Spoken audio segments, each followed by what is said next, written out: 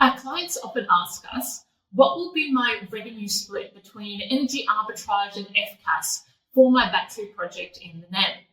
A lot of people think that the answer to this question solely depends on your expectation of prices in wholesale energy and FCAS markets. But the truth is, it will also depend on the storage duration for your battery project. I'm going to illustrate this concept today using a case study from the Energy Synapse Platform, Australia's most popular data platform for renewable and battery project developers. We're going to take a closer look at 2022.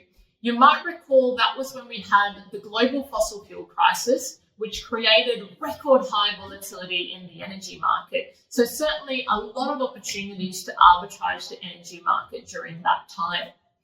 We're going to take a look at the revenue from 3 different batteries in 2022, Dalrymple, Ballarat and Lake Bonny.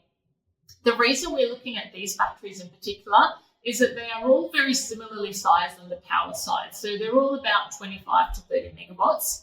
But when it comes to storage duration, they are very different. What we are looking at on this particular screen is the revenue streams that each of these batteries was able to capture. The grey is energy arbitrage, dark grey being discharge revenue, and light grey being the charging cost. And in the colours, we have different forms of FCAS, contingency FCAS in teal, and regulation FCAS in red. We're going to start by looking at Dalrymple, which only has about 16 minutes of storage. And you can see that even when the energy market is going absolutely crazy, if you only have 16 minutes of storage, there's only so much arbitrage that you can do. For this type of battery, which is really more of a power battery, it becomes more of a contingency FCAS play. And that allows them to earn revenue from being available, but not necessarily charging and discharging a whole lot. Next, we're going to have a look at Ballarat, which has 1 hour of storage. You can see that they're now doing a lot more arbitrage. They're also doing more regulation FCAS. And with regulation FCAS, you do have to actually charge and discharge the battery a lot more than contingency FCAS.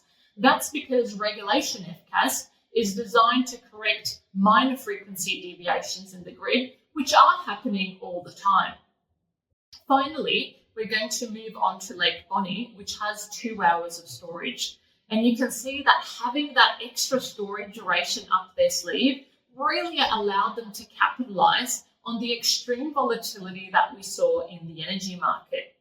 Now, this is all the exact same period of time in the market, but the proportions of FCAS and arbitrage revenue are very different for each of these batteries. And that difference is largely driven by the differences in their storage durations. What you will generally find is that as your storage duration increases, you can expect a greater portion of your revenue to come from arbitraging the energy market, all else equal.